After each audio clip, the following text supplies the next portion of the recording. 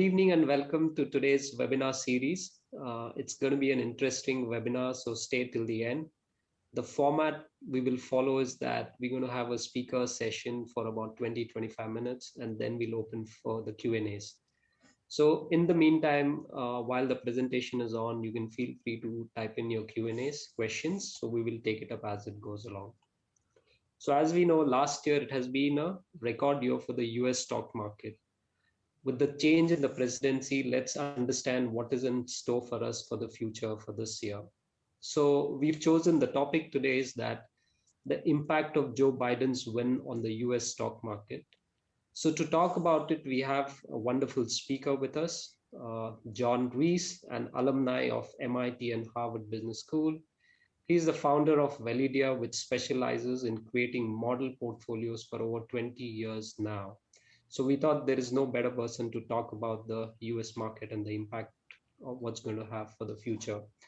John is also the author of The Guru Investor, which explains how to beat the market using history's best investment strategies. And he's also a regular columnist for Forbes and Canada's Globe and Mail. So welcome, John, and thank you so much for taking our time. I know it's really early morning for you, around 7 in the morning. It's really great to have you on board. And over to you for the presentation. Thank you so much. Thank you, Taher, for inviting me. So let me share my screen here. And I promise not to take too long. I'm going to be answering the question of the impact of Biden's win on the stock market and what does it mean for the Indian investors. So in my presentation today, I'm going to be covering the areas that are poised to benefit, so you know specifically what they are, the policy changes that are more likely than not in the areas of the market that they're going to impact. I'm going to talk a bit about recent market trends and emerging trends so that you're on top of that. We'll talk a little bit about political parties and what does that mean for the market, or what should you interpret from that. And then a couple of specific Stockal selections that you can actually use to implement some of the areas poised to benefit. To be really direct, there are 4 areas that I see is going to be benefiting from the Biden win and presidency. One has to do with ESG stocks, environmental, social, and governmental factor stocks. And we'll talk a little bit more about that later. But this is part of a huge trend in selecting stocks, and you can provide and find specific funds and baskets that implement this. Second will have to do with healthcare stocks, and in particular, some smaller and biotechnology stocks will be highly boosted by the Biden presidency. One, call it a sector or value or trend within all stocks, has to do with small cap stocks coming back in favor. So to the extent that a portfolio can be skewed more or include some small cap stocks, that will also boost your portfolio.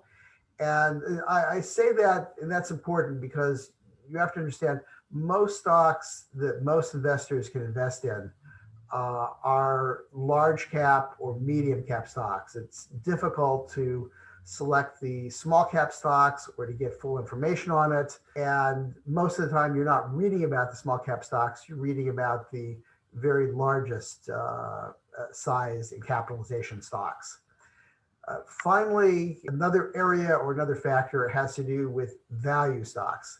Now, for decades, if not a full century, value stock picking has been a trend and a theme and has been very successfully implemented by gurus. However, it's also been out of favor for the last several years. What is interesting is, particularly under Biden, this is coming back really, really strong. And I'll mention a little bit more about it later. So let me take a step back here and just look at the big picture for the politics. This is how I see things with the United States. Hopefully this is the same thing you're hearing and reading, but maybe it'll provide a little extra color for you. So this has been the most contentious election and presidential election in recent times, and brought out more Americans to vote than ever before. And not just for one party, but across both parties. So we moved from what's called the split party government in the United States, where different parties control different branches of our government. In this particular case, we'd come from the Republicans controlling the presidency and our Senate, and the Democrats had control in our House. And as I'll also mention later, there's a lot of feeling that that's usually best for the stock market in the United States, but I'll present some actual evidence on that. What we have moved to, despite pundit predictions, is a non-split government. Right now, the Democrats control the presidency, they control the Senate, and they control the House. Now, that's probably a little bit strong to state, because the reality is they just control the Senate. There's still a lot of Republican undertone, and the Republicans can have and set back Democratic policies. And the House, the Democrats actually lost a little bit of their majority rather than increasing it. So the United States body, the people, are really of a split mind. There's this huge liberal and democratic base that absolutely knows that they are right, and they tend to be, again, as I said, liberal, social, more open. We also have the Republicans that are also absolutely 100% they're right, that they feel the election has been stolen from them, that for whatever reason they felt that Trump was the right politician to get them their due. They felt that they had been left behind in America. Very strong feelings of that. As I think most of you know, we're actually going through a impeachment process in the United States. Second impeachment, the first president really to face two impeachments. And while there might not be enough votes in the Senate to convict, they have to be convicted by more than a majority, at least the 60 votes, and they may not get that. The real question will be, if they don't, then Trump can actually come back for the 2024 election. If they do vote to convict him, they can basically make him ineligible for this. So this is an interesting political backdrop. We've never seen this before in the United States, and we still remain very much a divided country. Now, interesting enough, Biden is a healer. He wants to hear from the other side. He wants to incorporate. He wants joint decisions. Despite that, and despite his consistently asking for it, he's not really getting it from the Republicans. They are finding it in their self-interest to insist what they want in their own way. And they feel that if they in any way compromise with Biden, that's going to hurt their chances for the 2024 election. So this is yet to shake out. It will be harder for Biden to implement the policies. This is not a clear sweep as one might have expected from the Democrats controlling all three bodies of our government. So what are the Democratic policies and market? And notice I'm saying this in terms of Democrats, not just merely Biden. So I'm trying to imply that as much as Biden has momentum, there is push and support behind him. One is he wants a $1.9 trillion stimulus package, whereas the Republicans wanted $600 million. In either event, these are good, and this is already on top of an existing total of $3.5 million stimulus already in the United States. And this has been one of the reasons that our market has been good and is looking forward to good things. A tremendous stimulus and more coming down the road. There's some discussion whether it's possible that an extra 1.9 trillion would be too much. There is a little bit of worry. Would this push the U.S. economy into inflation? But not that they're have a track record of right or wrong. But so far, it seems even around the world that these huge stimulations by the government have not been responsible for inflation. There is an emphasis in the government over fiscal stimulus, over monetary stimulus, basically giving money directly to people to let them spend that, as compared to our Federal Reserve tinkering around with raising or lowering interest rates, which is a very indirect way of moving the economy. But that has been the tools that our Fed has used for the last 40, 50 years. These huge stimulus packages, both last year, this year, and back in 2008, were really a new experiment and have shown they've actually been very successful in allowing the United States to recover. There still is a recession going on in the United States. A lot of people lost their jobs, although that has been concentrated, interestingly enough, in lower income people, where restaurant workers, people who paint your nails, people who are workout trainers in gyms, transportation workers, flight attendants. So a lot of the higher income people, and therefore most of the United States economy, has kept their jobs. But that said, our unemployment rate is still over 10%, and we're still looking to recover from that, which the stimulus will help. Under the Democrats, there's going to be wider healthcare coverage. This is a very strong trend, and this is one of the things why our entire healthcare industry is going to benefit from this. In addition, they want to raise the minimum wages across the United States, although there isn't really universal support for that.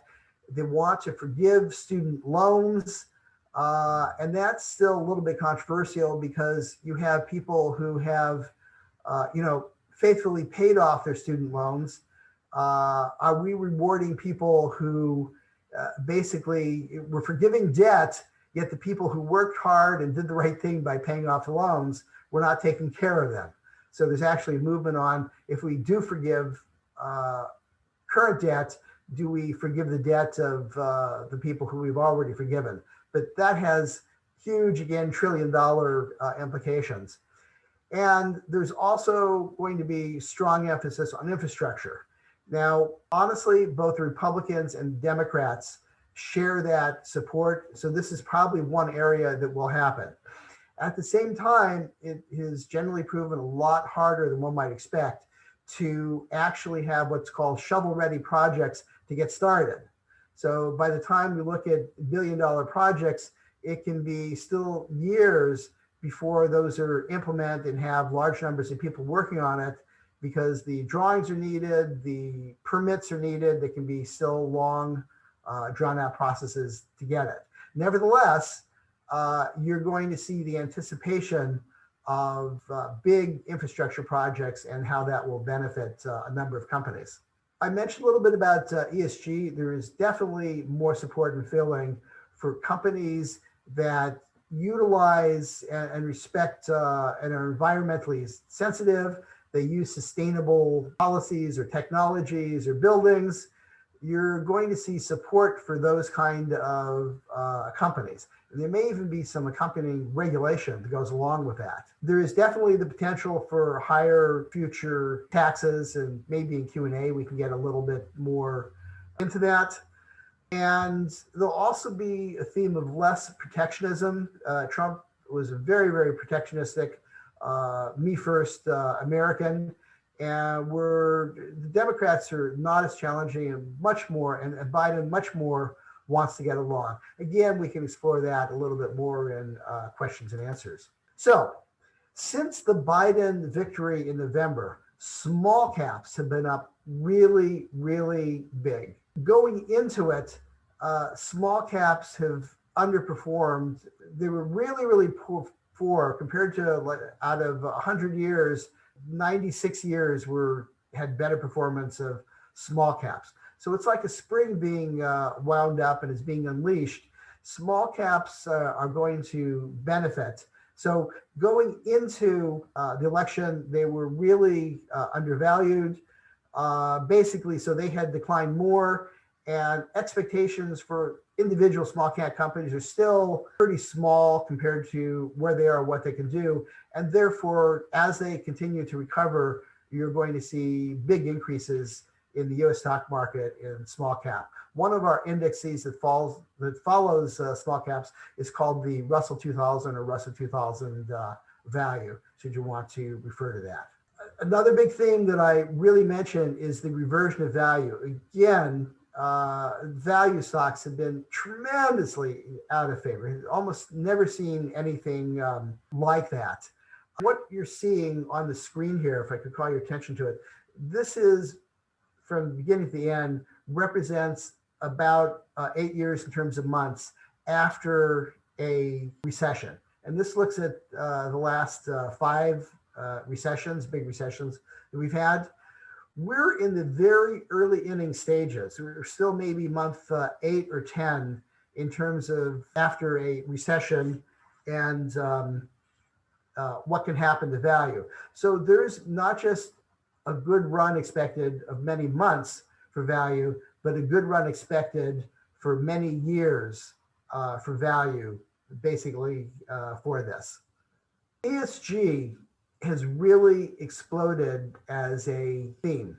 If you notice on the chart here, it had been mostly flat, but starting in 2019 and 2020, hugely has picked up with right now about $180 billion funds that are allocated into ESG. By other accounting measures, there is actually more than some $30 trillion of money that are in ESG types of both stocks and bonds. I'm not exactly comparing apples to apples when I'm saying that, because I'm talking about different asset classes. But between private institutions and insurance firms and some private money managers, a lot of their assets, probably even a third of their assets, can now be called ESG. And this trend has shown no sign of stopping. It's really going strong right now. So what are ESG companies? Again, they're companies that have made a conscious effort to subscribe to environmentally conscious policies, have good governance structures, care about the social services. There have been different research reports that I've read in terms of, are ESG investments more profitable for the investors? Some studies actually say yes, that they've done well over the same period of time compared to, let's say, the S&P 500. But other studies have said, no, there's been no outperformance. But nevertheless, there's a trend and a feeling and support by the government for ESG as a factor. People really can't say, no, you shouldn't be environmentally conscious. And this is really resonating. While it's true, it resonates even more among our younger people in the United States. Quite a lot of people, and including the Democrats, consider themselves the socially conscious and therefore like the label of investing in ESG stocks. So this is the other area poised to benefit. I mentioned something about market returns under various political parties. And generally, there's an expectation that the United States markets perform the best when there is a split government. Why is that? Because there's indecision and government elects less rules. But when we look and check at the actual facts of this, what we find is that under a unified Republican or unified Democrat, or it's divided with Democratic president like we have now, that is actually the best situation where we've experienced great market returns. So these aren't bad in any sense, no matter what in terms of returns.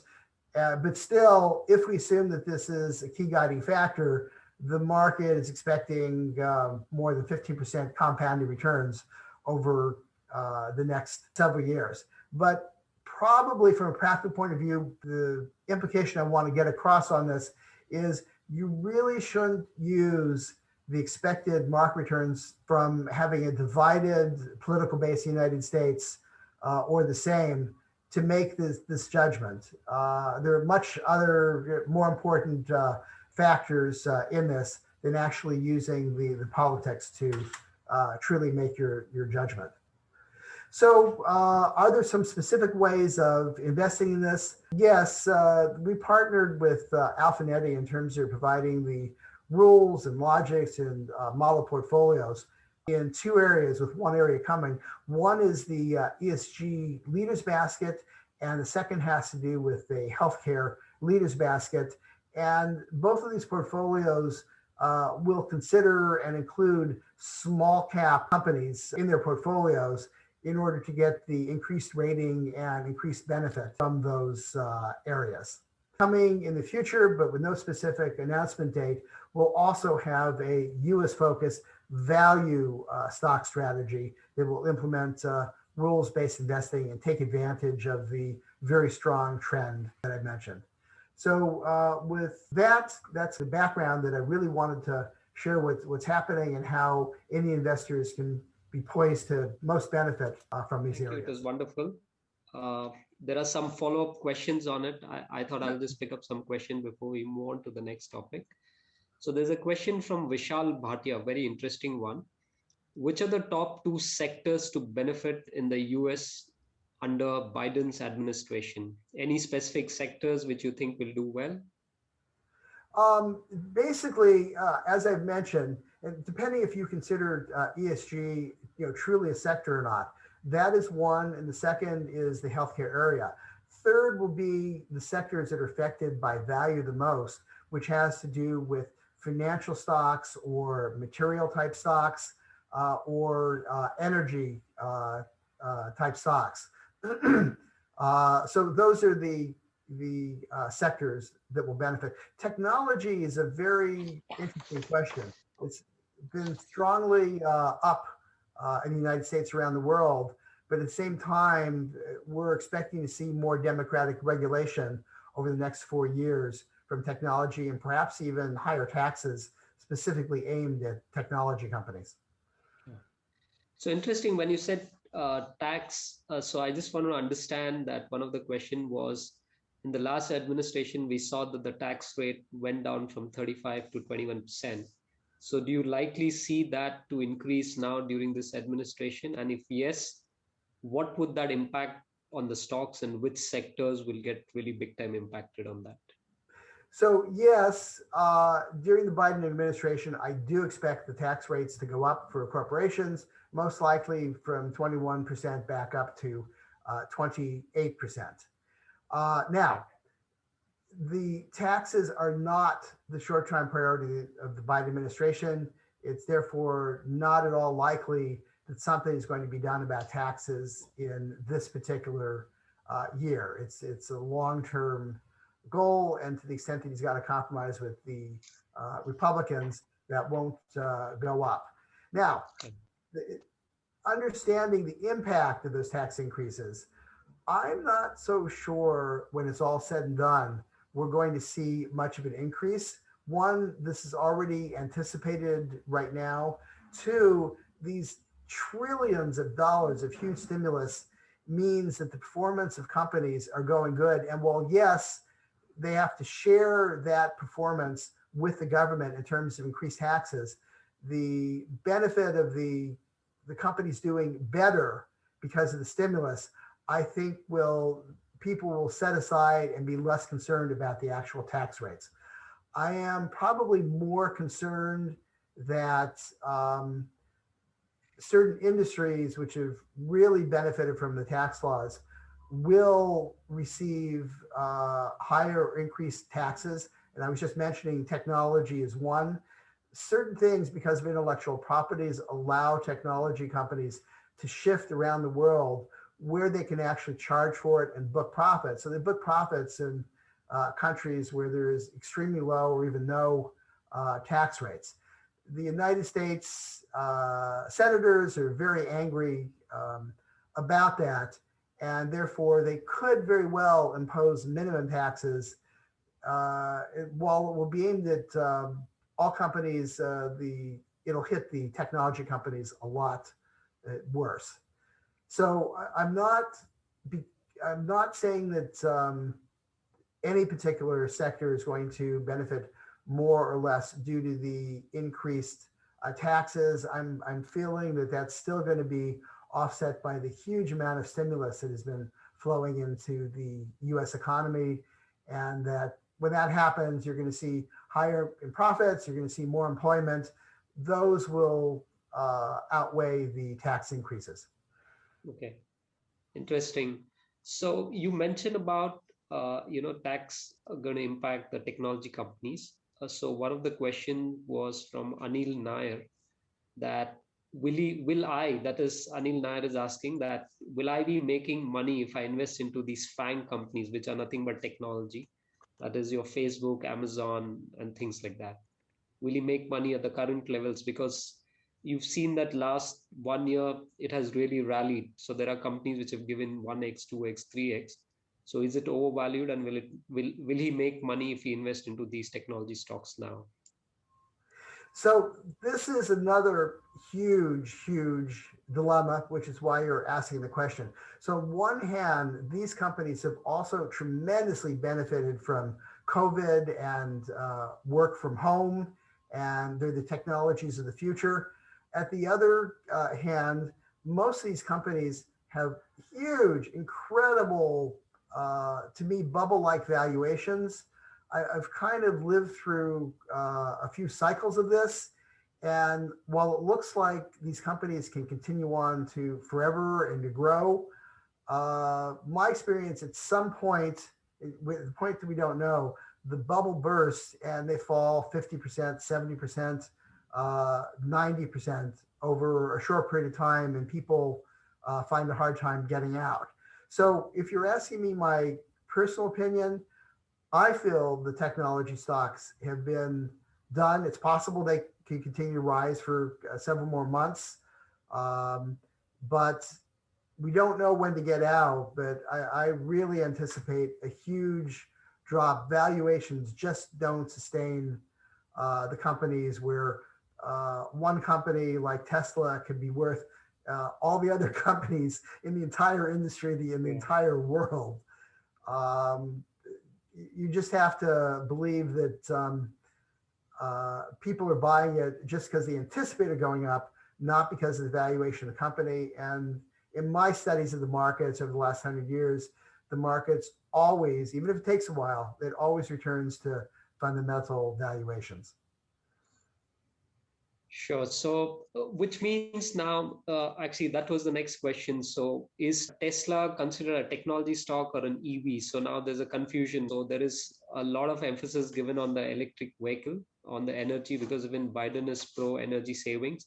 So how does one look at Tesla? So do they look at that as a technology stock, or they consider that as an EV space? With bearing in mind that Tesla has given 5x returns in just less than 1 year. If you take from last April 1st till date, it has generated over 5x. So how does one as an investor look at that, as an EV or as a technology?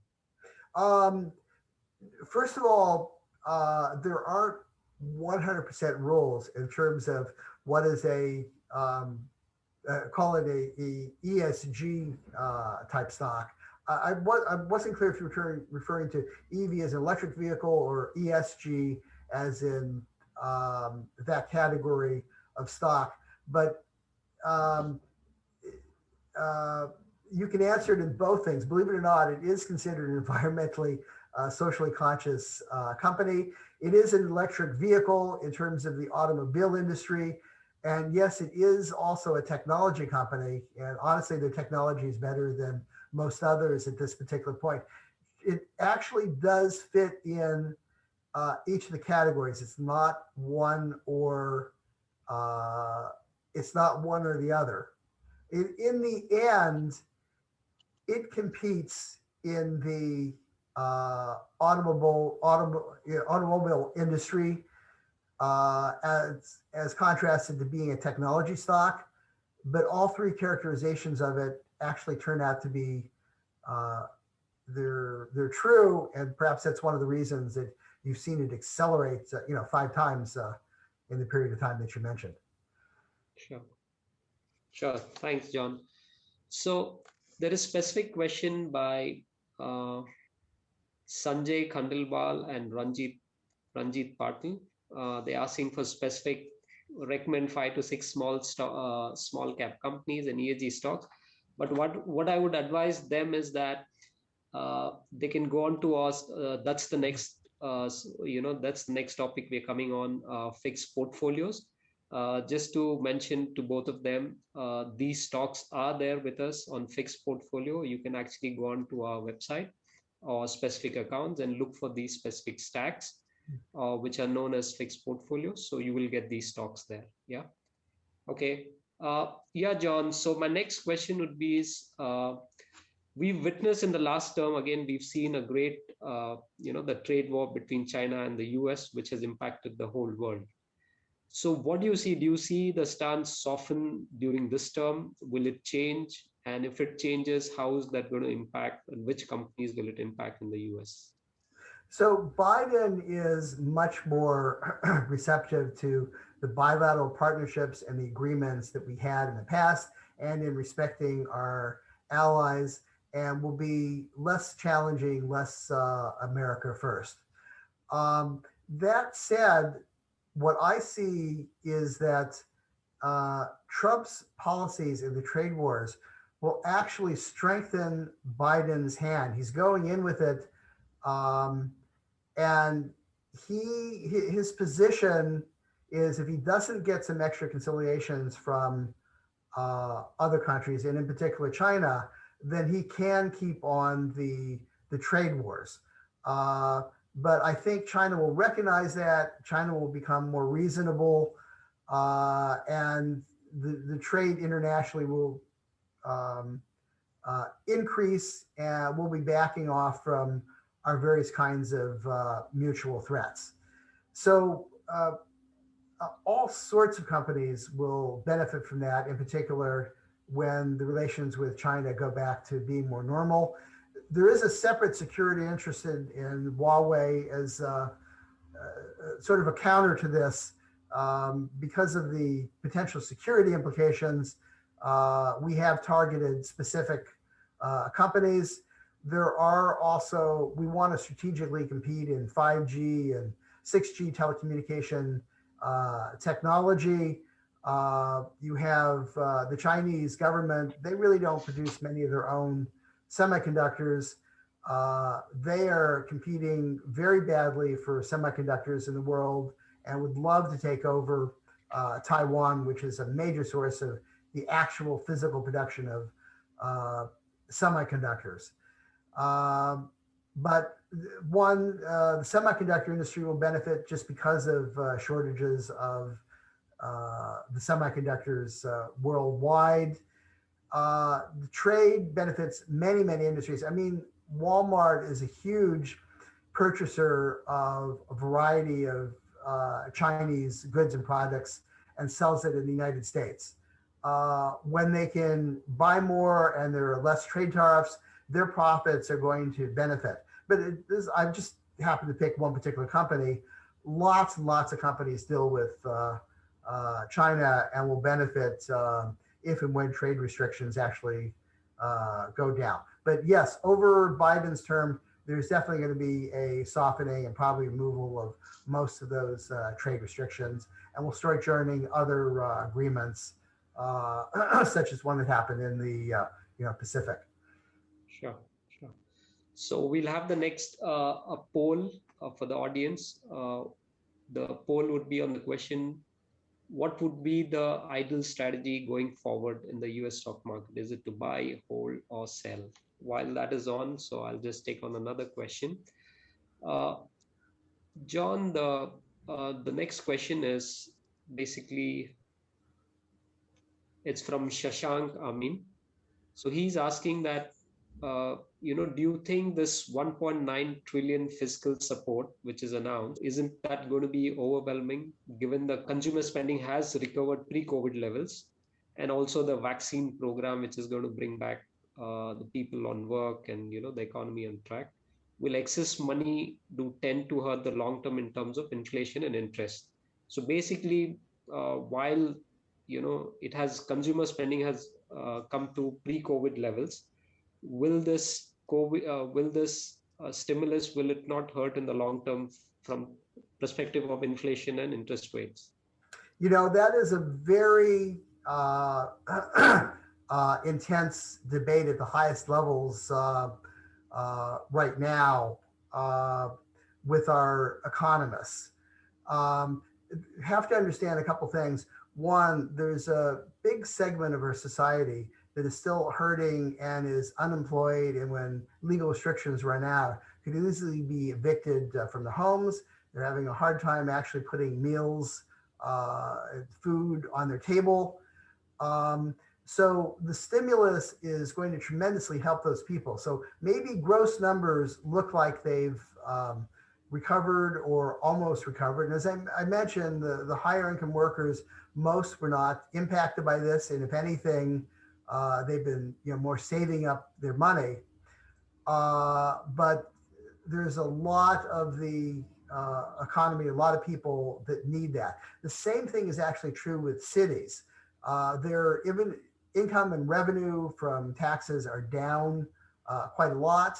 And at the same time, their expenses due to COVID are up and will continue to be up for the foreseeable future. And they're running huge deficits. And I expect to see some of the stimulus money covering this. The same thing with big transportation systems in the United States.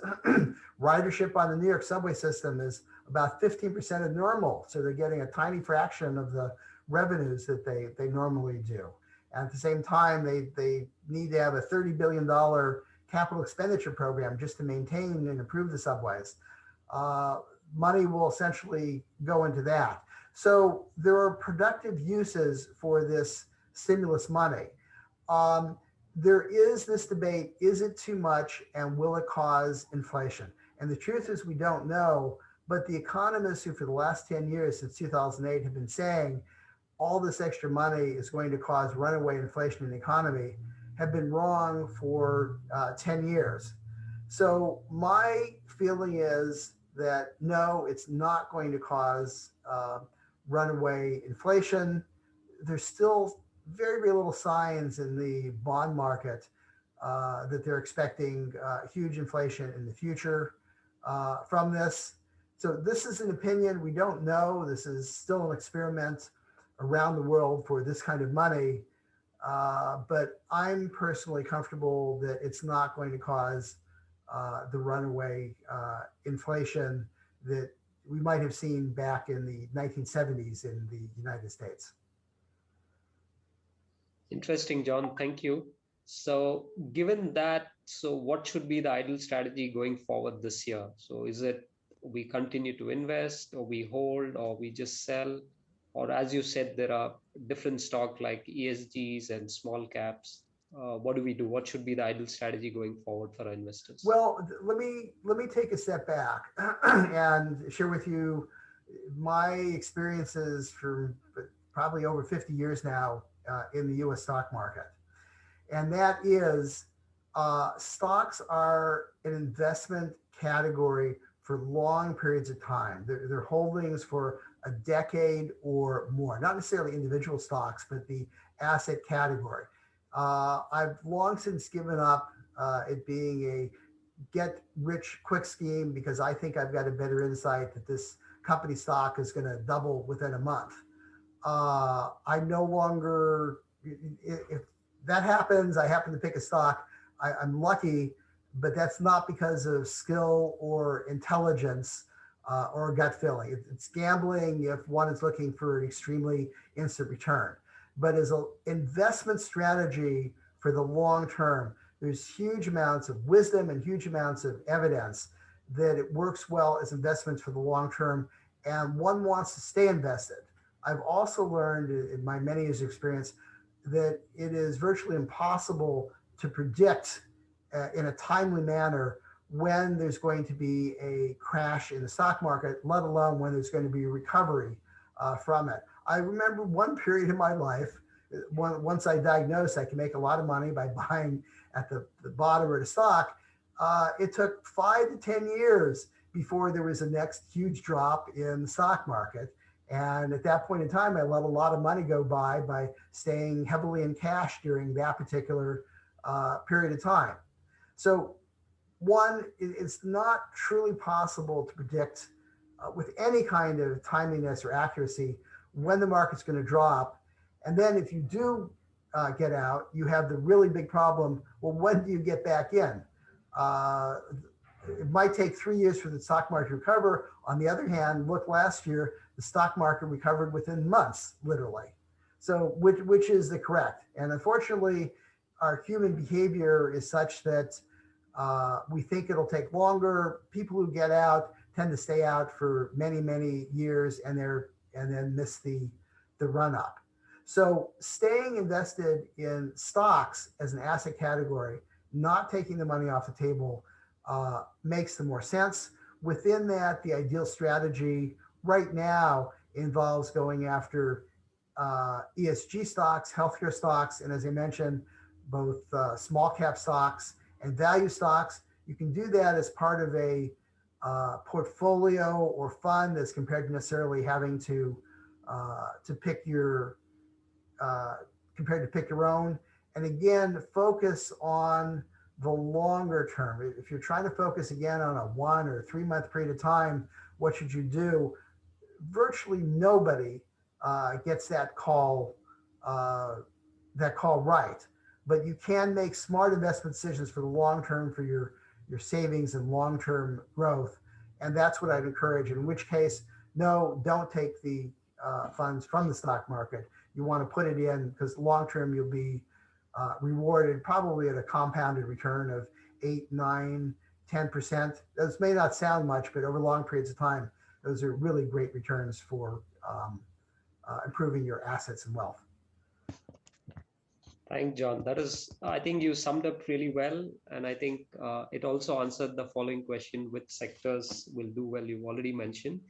And what you said also resonates with our audience. The poll, what should be the ideal strategy now? What should they do? Buy, hold, or sell? So I think 72% have said to buy, invest more. So that's you've summed up clearly. And from which sector it should do well, I think people are betting on technology and AI. And then next is your healthcare, and the third is EV. So I think pretty much the audience also is in line with what you're saying. So in the That's a meantime, great poll for the audience. Audience, thank you very much for sharing your responses on that. Yeah, so thank you, audience, for that. In the meantime, what I would like to also say is that so when such times, it's also a good strategy for people to look at fixed portfolios. Because the reason is two things which happen in those fixed portfolios. One is that it goes through a complete science. It's a scientific way those portfolios are manufactured, number one.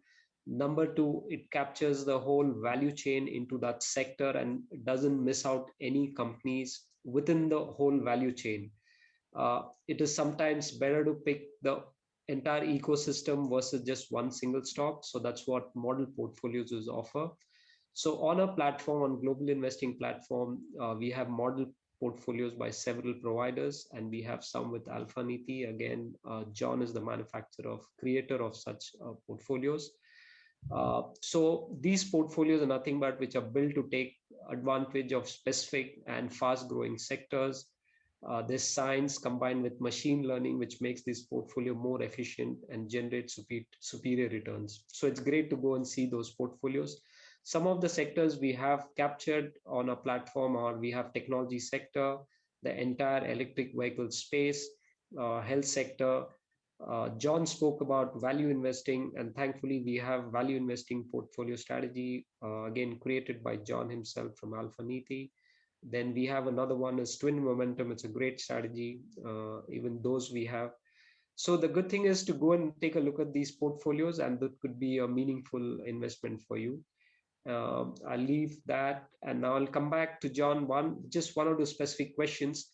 What is the advantage of investing in portfolios over individual stocks? So how it can benefit investors?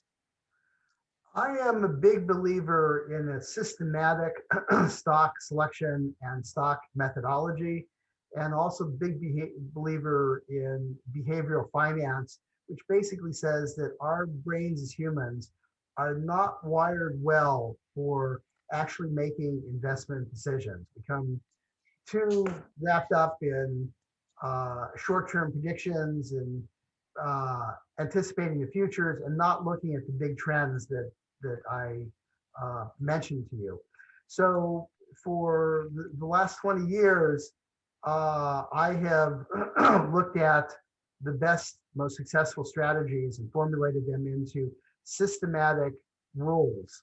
And I therefore believe this approach, a portfolio approach that looks at an entire stock market and finds the best companies that meet those particular rules at a particular time, is a much better investing strategy than an individual investor who looks at one particular company, thinks that they're particularly going to do well and chooses to invest in it. I'd much rather stay diversified, stay without deviation on rules that have, as a portfolio across many stocks, have selected more winners, average shares, and resulted in higher average returns for investors. So that's the key benefit and the wisdom that I have for investing in portfolios as compared to handpicking individual stocks. That shouldn't stop somebody from, okay, you really like a particular stock for the long run, you've been exposed to it, you think you may have some insight that the factory is doing well. Okay, so take a little flyer on that particular stock. But for the majority of a person's portfolio, it should really be in a systematic, diversified portfolio, not in individual stock picks. Great, John. Thanks. So yeah, what you're saying is absolutely perfect. So what I've seen closely now that I see these fixed portfolios very closely, the beauty of this, what I like about this fixed portfolio is that it goes through, it's unbiased. There is no human intervention. It's completely designed. There is a tool which is put in, machine takes over, the scientific methodologies take over the entire process. And the beauty is that it captures the whole ecosystem. It doesn't stick to just one or two stocks.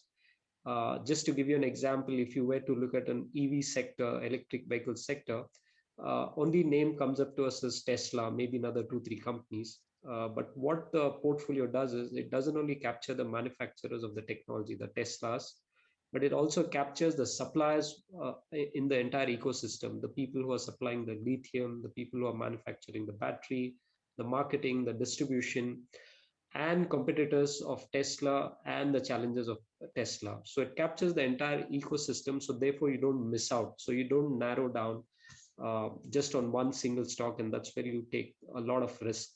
Versus when you capture the entire ecosystem, that's the great thing about fixed portfolios. John, one last question. In your experience of these 20 years of creating portfolios, how have they performed over last 20 years? What sort of returns they've generated or how great they've done? There's been a spectrum of returns. On average, well, rather than average, I would say the spectrum has been portfolio returns of maybe as low as 5% compounded per year over long periods of time to as high as almost, but not quite, 20% per year over a long period of time. One little interesting detail. When I first started investing myself in the market, I was attracted to returns when I was hearing 20%, 30%, 50%, 200%.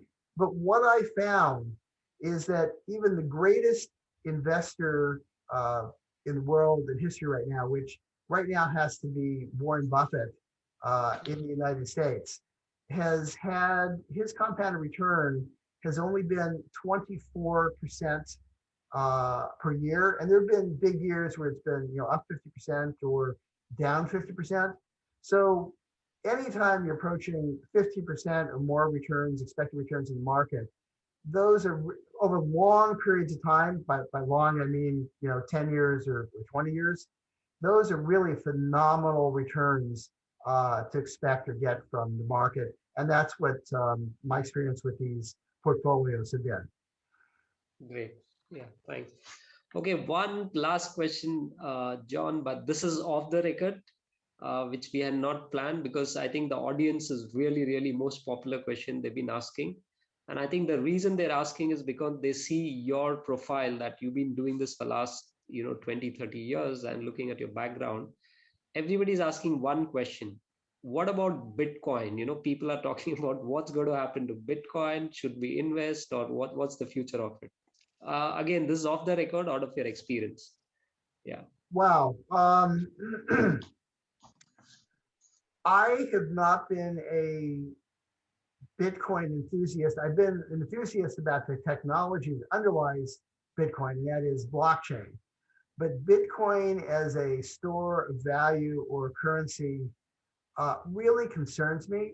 I want to know if I have 100,000 in Bitcoin that I can still buy $100,000 of value the next day. I don't want to find that it's only worth 80,000 or 50,000 or much less. Now I get excited if the 100,000 goes up to 150,000 or doubles, but that's gambling and speculation. It's not what I want from a store of currency or value.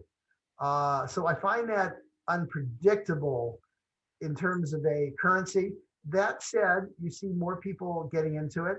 We're starting to see some really big institutions in the United States dip their toes in the water. You've just seen the announcement very recently of a couple of automobile companies saying that they will allow the purchase of their cars in Bitcoin. And you've had apps in the United States that allow you to actually trade Bitcoin. I personally am conservative and stay away from it as a investment or store of value. Much more believe in the long-term value of the stock market. So that's my personal opinion for investing in Bitcoin. Great. Thank you, John. Thank you. So for the audience, I'm sure this would have been a helpful answer because it was the most popular answer. It was getting repeatedly asked. What people can do is just want to mention one thing on a global investing platform. So you have, one is that you can buy individual stock. And the biggest benefit is that we have fractional trading, which can really benefit you a great deal. You can buy part of the shares. That's one of the ways you can diversify your portfolio, and you don't have to wait to have large monies to invest. Number one.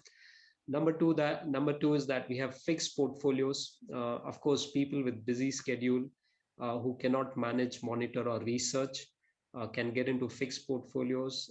It's very low entry level. Again, you get the entire diversified portfolio. There are various themes. You can pick any theme, very low minimums. Again, people like John has created these portfolios with vast experience. So people can look at those portfolios. And with that, we come to an end of this edition. And thank you so much. Thank you, John, for taking off time and addressing the audience. It was a wonderful session. Again, always great to get you back, and we will see you more often. And thank you, audience, for wonderful time and for the questions you asked. Very highly and great questions it were. And we'll see you soon again. And thank you so much. We'll sign off. Bye-bye.